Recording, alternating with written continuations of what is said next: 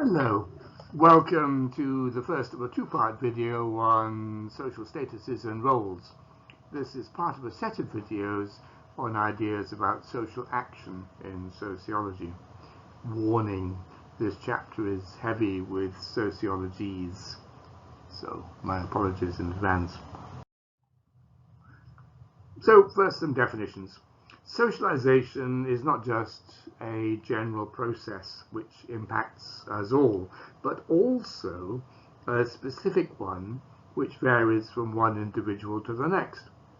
One of the major variations is in terms of the social roles, or in sociology's statuses, which we are assigned or choose. Thus, we're born as boys or girls, as the first child in a family, or as one of his juniors, into a rich family or a poor one, and so on. Later we may choose who we befriend, whether or not to go to university, what career to follow, and who and if to marry. Each of these statuses involves its own process of socialization and is likely to have major consequences for the lives we're able to lead, often including the rights and privileges to which we feel entitled. Sociologists use the term status to refer to a recognized social position held by an individual within a particular society or group, and the term role to refer to the behaviors expected from someone who occupies a particular status. Unlike in the world of non-sociologists, where status commonly denotes prominence in a hierarchy, here the office cleaner has a status just as much as the company president. A single status may have several roles attached to it. That is, in sociology's a role set. Thus, a senior hospital doctor is both a healer to his or her patients, a mentor to junior colleagues, an authority figure to the nursing staff, and a researcher to those who read their articles in the medical journals. One important distinction is between ascribed and achieved statuses. Statuses can be either ascribed to the individual by other people in society, or achieved by the individual herself or himself. Ascribed statuses are normally involuntary. People do not choose to be born as boys or girls, or into rich or poor families, but are generally labeled according to the status ascribed to them at birth.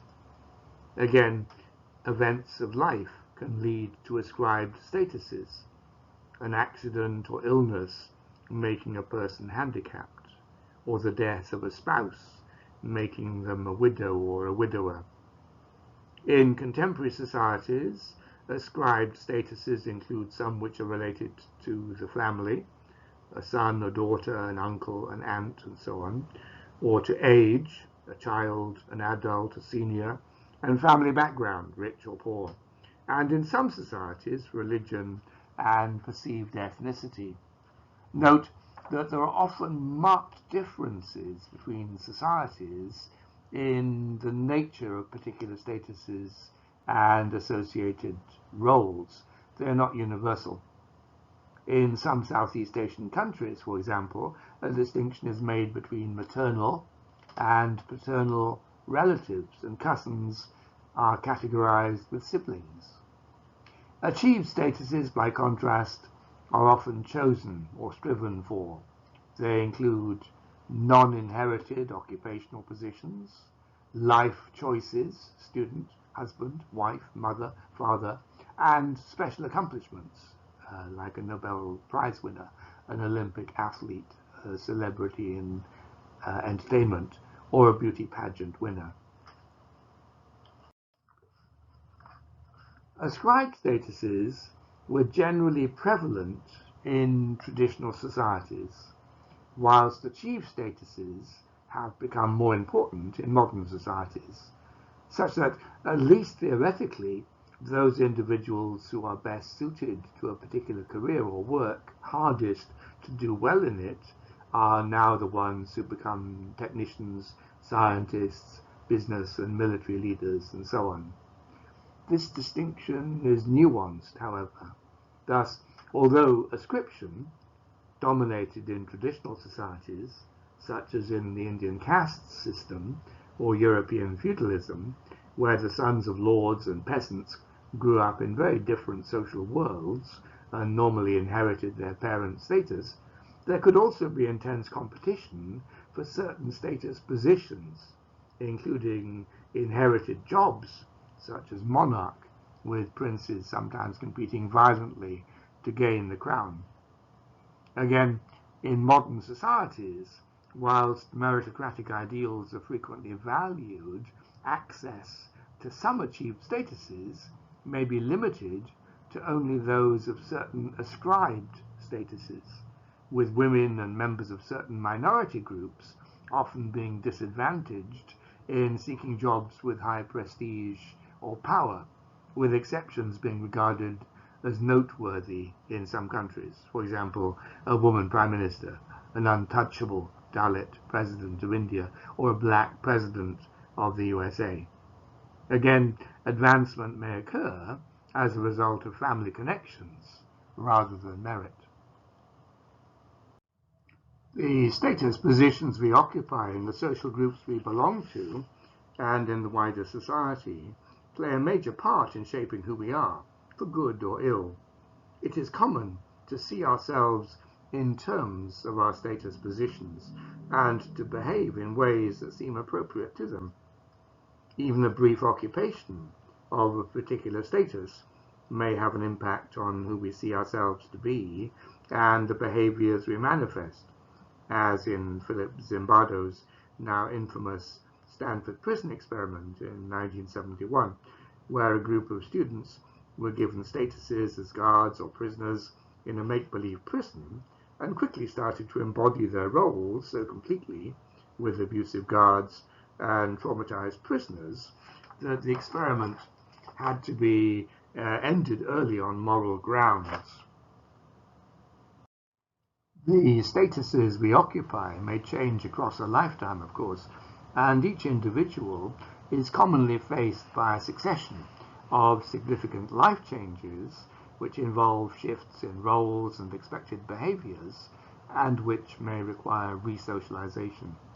These changes can be both positive and negative and include the process of aging, which is defined differently in different societies, the completion of formal education, entry into the world of work, marriage, parenthood and grandparenthood, possible divorce and occupational change, retirement, and the death of loved ones. Complexities of status identity are also important. These include the concepts of status set, master status, role distance, and role exit. Sorry, more sociologies. So first of all, the status set. Quite commonly, particularly in more complex modern societies, individuals hold a number of status positions simultaneously, what sociologists refer to as a status set. Thus, a woman may be a scientist, but also at the same time the winner of a Nobel Prize, as well as a daughter, a wife, and a mother. An individual may be both a famous film star and the holder of political office. If one or more of an individual's statuses has particular importance in defining who that person thinks they are, then it is called a master status, a core part of the person's sense of self. Such statuses may therefore be used by us to describe who we are to other people.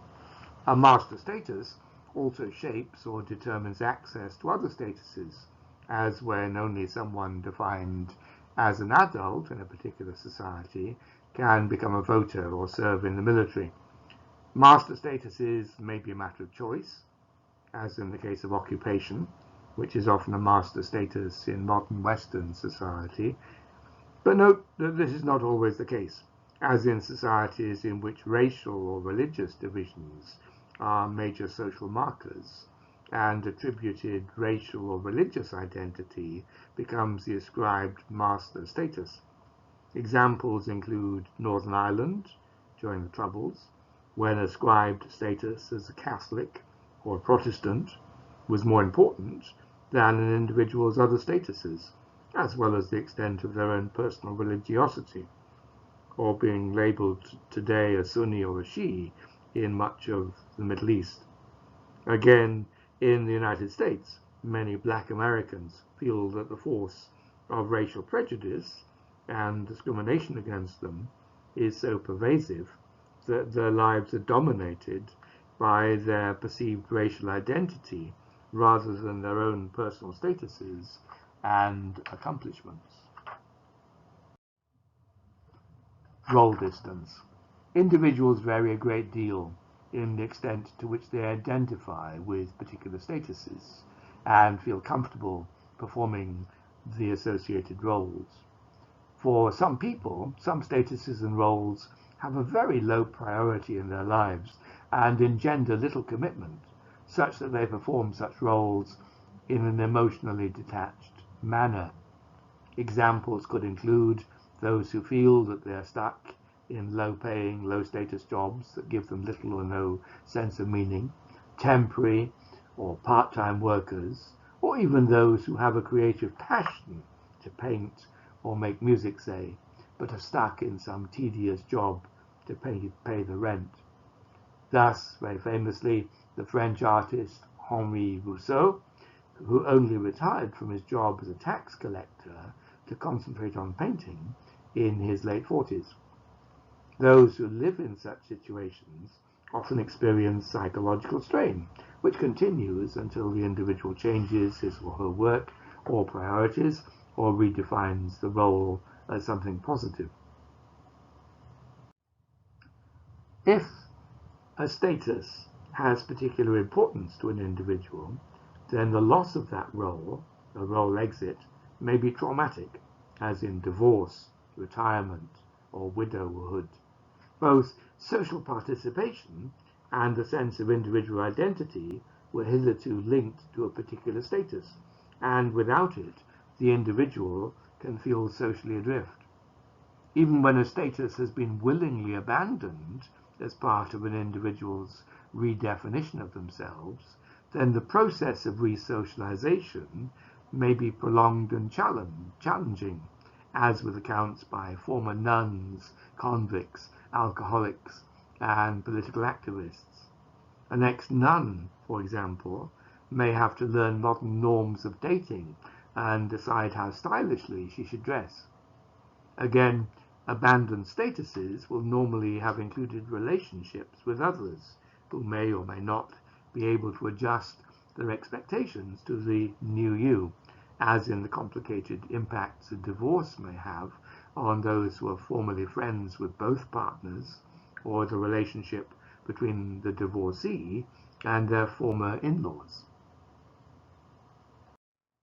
Thank you for listening. If you like these videos, you're very welcome to subscribe to my channel. I will try to answer any questions you may have about this video in a future one. And if you want to support the development of the channel, you can do so through Patreon or PayPal. I'll give details below the video. You could also click the like button so that I can get an idea of which videos are of greatest interest to viewers. Have a good day. I will continue this discussion of statuses and roles next week. Thank you.